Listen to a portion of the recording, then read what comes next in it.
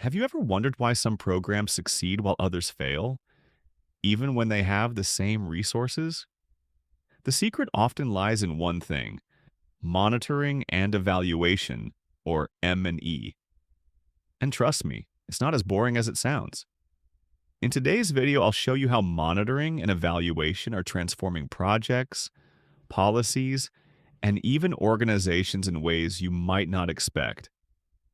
Welcome back to my channel, your go-to space for insights on monitoring, evaluation, accountability, research, and learning. If you're new here, don't forget to hit the subscribe button and turn on notifications so you don't miss out on powerful tips that can transform the way you work in development, governance, and organizational growth. When managing projects or programs, it's important to not just plan activities, but also monitor your budget closely. For example, if you have budgeted $600 for 5 workshops in a community, that works out to $120 per workshop. However, real-life situations can change. You might find that one workshop actually costs $150 instead of $120. That immediately means you've spent more than expected, leaving only $450 for the remaining workshops. This is why monitoring is essential. You need to track your spending and be able to alert the program team when adjustments are necessary. This process helps you stay on track financially and operationally. Monitoring, however, is not just about finances. It can be applied in different ways, tracking activities, resources, or outputs, and most importantly, documenting these findings. Many of us may already be practicing this in some form, but it's crucial to understand that there are different types of monitoring, each with its purpose. Now let's talk about evaluation. While monitoring is continuous and happens during program implementation, evaluation is more of a periodic assessment. Think of it as checking in at specific intervals to see how well your project, program, or even organizational policies are performing. Unlike monitoring, evaluation doesn't require data collection every day or every month. Instead, it might happen quarterly, annually, or at the end of a program cycle. For instance, imagine you're running a 2-year program. Monitoring would involve ongoing monthly data collection, but evaluation might be conducted at the end of the first year and then again at the program's conclusion. Evaluation relies partly on the data already gathered during monitoring, but it focuses on analyzing progress toward broader objectives. On that basis, there are different types of evaluations depending on timing and purpose. A baseline evaluation establishes the starting point, such as how many health facilities exist in a community or how much is being spent on essential drugs. A midterm evaluation is conducted halfway through the project. It helps determine whether activities are on track. For example, if you plan to hold 10 sensitization sessions but have only completed 3 halfway through, evaluation asks, why? What challenges are you facing? What adjustments can be made? Similarly, if you plan to distribute 20,000 educational materials but only produced 500, evaluation helps identify bottlenecks. Perhaps a designer wasn't hired on time. The third type of evaluation is summative evaluation. A summative evaluation happens at the end of a program.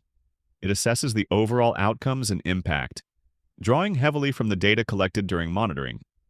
Generally, monitoring and evaluation, often called M&E, work hand in hand. Monitoring is ongoing and usually carried out internally by project staff, who track activities, record attendance, and gather immediate feedback. Evaluation, on the other hand, is periodic, focused, and often broader in scope.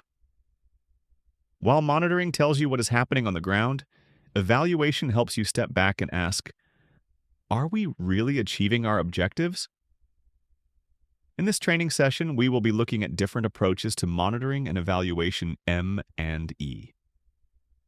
You may have noticed that when people talk about M&E, it can sometimes sound abstract or even confusing.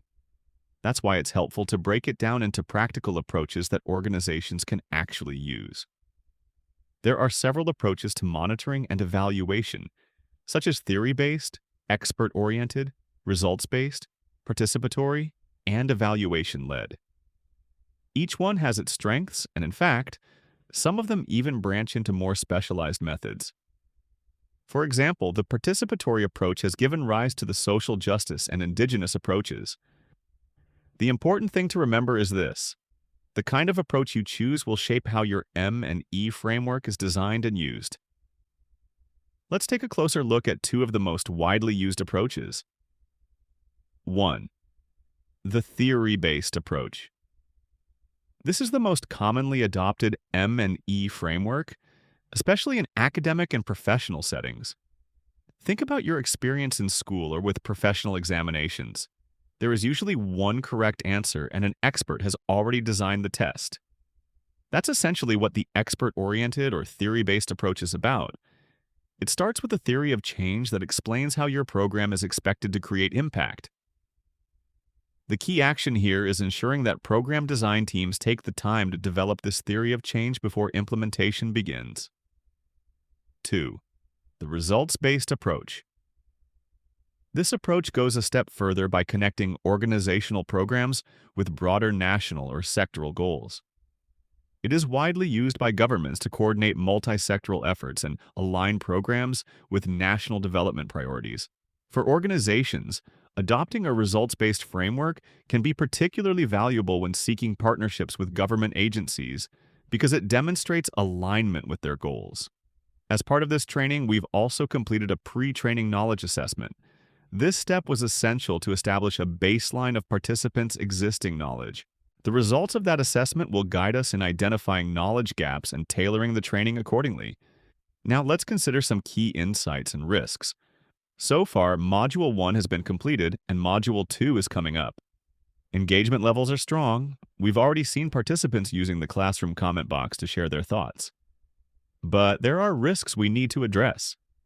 For example, some of these theoretical concepts can feel complex, which may affect knowledge retention. Another risk is the implementation gap. Participants might understand the theory but still struggle to apply it in practice when designing M and E systems. To overcome these risks, we recommend two things. First, we will prioritize hands-on exercises in the next module. This will help participants bridge the gap between theory and practice. Second, we will develop a framework selection guide that helps organizations decide which M and E approach best fits their context. This will be included in the upcoming section on theory of change. The immediate next step is to complete Module 2, where we will focus on developing theory of change. We will also review participant comments within the next 24 hours to make sure the curriculum remains responsive to your needs. Further, we'll be looking at case studies, such as Accountability Lab, which is working to build inclusive and accountable societies. This example illustrates how a results-based approach requires organizations to think not only about program outcomes, but also about structures, systems, and human capacity needed to sustain change. Over the past 5 years, many programs and projects have changed in the way they are monitored and evaluated. In particular, evaluation has taken center stage, although monitoring still plays an important supporting role. One approach that has become increasingly important is the participatory approach. This means that when designing a monitoring and evaluation M and E plan, data collection is not left to one person or to external experts alone.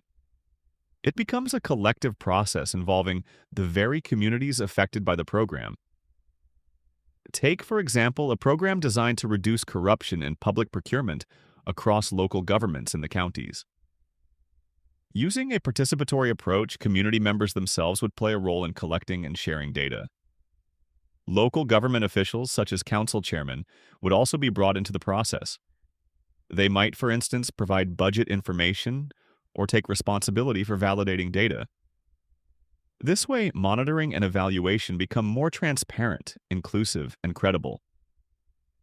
This approach also connects closely with participatory budgeting, where communities directly contribute to defining priorities and indicators. Imagine sitting down with residents from 2 different local governments to agree on what progress should look like, perhaps improved livelihoods among farmers in both areas. From there, you could evaluate not just individual projects, but also the larger program they belong to. For example, the incentives giving program, A national initiative designed to support smallholder farmers may include several smaller projects. One project might focus on improving seedlings for farmers in Community A and Community B. Each of these projects can be monitored and evaluated on its own, while still contributing to the overall objectives of the program. But monitoring and evaluation don't stop at programs and projects. Policies can also be assessed. Take a travel policy, for instance, designed to guide staff on travel procedures. Evaluation would ask questions like, are staff actually using the policy? And how effective has it been over the past 3 months, or even the past 3 years? The same applies to entire organizations. Every organization is built on a mission and vision. For example, an organization may have a vision of ensuring that every woman has access to speedy justice. The key question then becomes, in the last 5 years, have all our programs and activities aligned with that vision? Or have we drifted toward priorities that belong to other organizations? This kind of organizational level evaluation is particularly critical for civil society groups, as it ensures they remain focused on their founding purpose. M&E can also be applied across sectors: health, education, social welfare, or justice. An organization with different departments might want to check whether each unit, say agriculture, health, or gender equity, is achieving its objectives. Similarly, global issues like poverty reduction, pandemic response, or the provision of public goods can all be monitored and evaluated. Finally, at a much broader level, M&E can also look at country assistance. Donor agencies, both bilateral and multilateral, invest heavily in supporting governments and civil society. They need to ask, what have we learned from the programs we've funded? What impact have they had? This ensures that international assistance is not only provided, but also assessed for effectiveness and long-term value. In short, monitoring and evaluation today go far beyond just counting activities. They can be applied to projects, programs, policies, organizations, sectors, and even whole countries, helping us ask the right questions, involve the right people, and ensure that we remain focused on achieving meaningful change. So here's the bottom line.